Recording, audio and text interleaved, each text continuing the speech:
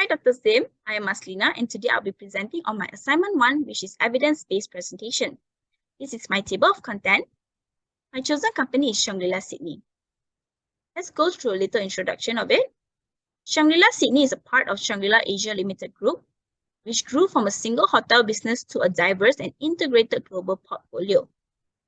This is Shangri-La Sydney, located at Cumberland Street, with a view of Sydney Opera House and Sydney Harbour. Some of the achievements achieved by Shangri-La Sydney are Top 5 Best Hotels, Destined Readers' Choice Awards, and Forbes Travel Guide Star Awards. They do involve themselves in CSR activities such as BNIS, as shown above, and Project U. The chosen HRM practice is leadership training is ineffective because good leaders are born, not made. And this is considered false based on Ryan's, Roberts, and Brown's article. The suggested practice will be leadership training. Leadership is a combination of skills and personal qualities that is important to lead a group of people or an organization, which can be enhanced through systematic training and mentoring. Leadership training is a structured experience that is used to assist in developing and enhancing a person's leadership skills and abilities, which is now considered as top priorities for most companies. Why should Shangri-La implement leadership training? Because based on the article written by Reynolds, Corbett, and Brown, 96% of their respondents agree that leadership training allows a person to enhance its leadership abilities. Secondly, people are not born with leadership. To become a strong leader, an individual should learn about how to be a good leader by having dedication and practice in becoming a strong leader. Thirdly, it promotes job commitment. Leadership has potential to promote commitment through a conducive atmosphere and the development of creativity that leads to a competitive advantage for the organization. Fourthly, leadership training enhances the administrative process.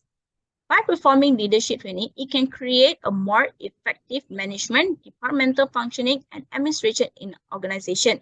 It will also create huge business management skills for leaders. Fifthly, training is considered as an asset and not as an expense. Investing in training programs will enable the organization to increase its employees' productivity, which will improve human capital and achieve innovation performance. Lastly, improving leadership skills and improving organization. People who participate in leadership training have a higher profitability of improved leadership compared to those who do not participate in leadership training, which means people who have leadership training will have better chance to bring higher profits to the company compared to those who do not have leadership training. This is why leadership training is worth the time, effort, and money. Now, moving on to recommendations and how to implement those recommendations into Shangri-La Sydney. Number 1 is coaching. A type of coaching called leadership-oriented coaching can be conducted by Shangri-La, where it will focus on educational leadership skills and responsibility.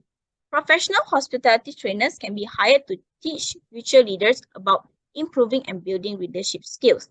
Trainers will provide guidance to future leaders or employees in achieving organizational goals and evaluating their process and achievement. Number 2, mentoring.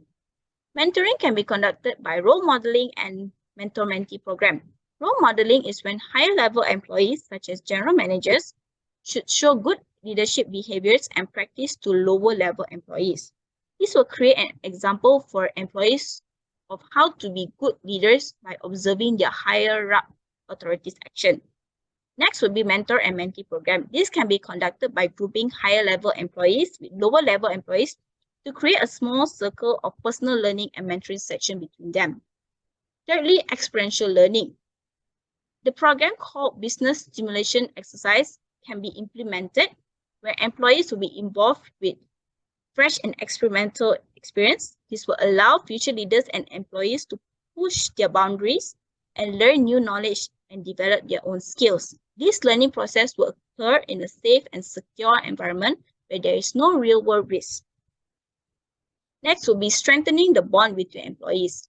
A 2-week leadership bootcamp program should be conducted where Shangri-La Sydney should implement a 2-week bootcamp for its employees. This program should be conducted at a retreat area where it's close to nature, as this can allow their employees to detoxify from technology. And this program will include several activities such as team building, goal setting, management, conflict resolution, emotional intelligence, and communication. Lastly will be enhancing problem solving and decision-making skills.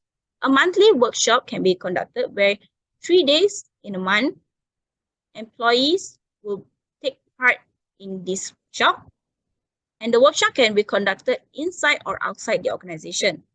The workshop will connect employees to work together and be part of fun and exciting activities that will test their emotional, mental, and skills.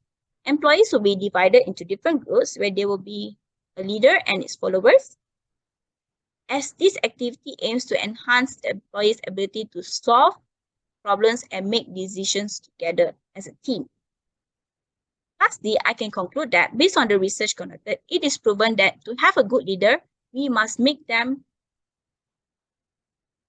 as good leaders are not born.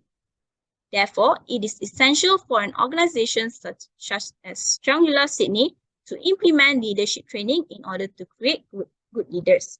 Moreover, investing in leadership training is not a waste of money for an organization, but is considered as a long-term investment for an organization striving for success. These are my references.